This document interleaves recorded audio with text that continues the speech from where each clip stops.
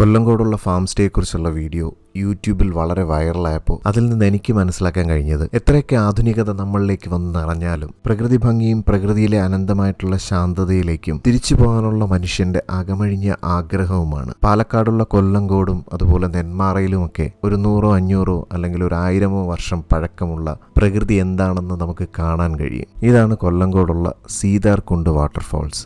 ഈ വാട്ടർഫാൾസിന്റെ ഏറ്റവും വലിയൊരു പ്രത്യേകത ഞാൻ കാണുന്നത് ഈ കാഴ്ചയിൽ നിന്ന് തന്നെ നമുക്ക് മനസ്സിലാവും എന്തുമാത്രം ആസ്വദിച്ചാണ് അവർ നീന്തി തുടിക്കുന്നത് ഈ ഒരു തടാകത്തിൽ. മാത്രമല്ല, നല്ല വേനൽക്കാലത്താണ് ഞാനിവിടെ സന്ദർശിച്ചത്. പൊതുവെ വെള്ളച്ചാട്ടത്തിൽ വെള്ളം കുറവായതുകൊണ്ട് തന്നെ അവിടെ വിസിറ്റേഴ്സ് വരുന്ന സീസൺ ആയിരുന്നില്ല. എങ്കിലും ആ വെള്ളച്ചാട്ടവും അതിൻ്റെ ഉള്ളിലുള്ള ആ ഒരു വനാന്തരീക്ഷത്തിനൊന്നും ഒരു കോട്ടവും സംഭവിച്ചിട്ടില്ല. ഇതുപോലുള്ള നിരവധി സ്ഥലങ്ങൾ ഞാൻ കണ്ടിട്ടുണ്ടെങ്കിലും എന്തൊക്കെയോ ഒരു പോസിറ്റീവ് വൈബ് ഈ ഒരു സ്ഥലത്ത് നിന്ന് എനിക്ക് അനുഭവിച്ചറിയാൻ കഴിഞ്ഞു. അതുപോലെ തന്നെ ഈ ഒരു പ്രകൃതി ക്ഷേത്രത്തിലെ കാഴ്ചകൾ, ഈ കാഴ്ചകളൊക്കെ എൻ്റെ മകനോടൊപ്പം കണ്ടപ്പോഴത്തേക്ക് കുട്ടിക്കാലത്ത് അവൻ എന്നോട് ചോദിച്ചൊരു കുസൃതി ചോദ്യവും അതിന് ഞാൻ കൊടുത്തൊരു ലോജിക്കായിട്ടുള്ള മറുപടിയുമാണ് പെട്ടെന്ന് ഓർമ്മ വന്നത്.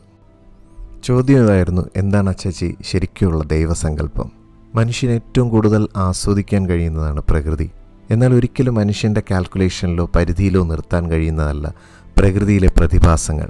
മനുഷ്യനെപ്പോഴും പ്രകൃതിയെ ആശ്രയിക്കാൻ മാത്രമേ കഴിയത്തുള്ളൂ. ചില അപൂർവ നിമിഷങ്ങളിൽ പ്രകൃതി തൻ്റെ വിരാട രൂപം പുറത്തെടുക്കുമ്പോൾ മനുഷ്യൻ ആ കാഴ്ചകളൊക്കെ കണ്ടുകൊണ്ട് അത്ഭുതത്തോടെയും ഭയത്തോടെയും കൈകെട്ടി നോക്കി നിൽക്കേണ്ടി വരും. പ്രകൃതിയെ തൻ്റെ പരിധിക്കുള്ളിൽ നിർത്താൻ കഴിയില്ല എന്നുള്ള മനുഷ്യൻ്റെ തിരിച്ചറിവ്, അല്ലെങ്കിൽ അവൻ്റെ ഉള്ളിലെ ഭയം, അവനെ പ്രകൃതിയെ ആരാധിക്കാനും സംരക്ഷിച്ച് പ്രീതിപ്പെടുത്താനുമൊക്കെ നിർബന്ധിതനാക്കി. എല്ലാത്തിൻ്റെയും പിന്നിലേക്ക് നമ്മൾ തിരിഞ്ഞു നോക്കിയാൽ എല്ലാ ദൈവസങ്കല്പങ്ങളുടെയും പിന്നിലുള്ള ഒരു രഹസ്യം അത് തന്നെ ആയിരിക്കില്ലേ?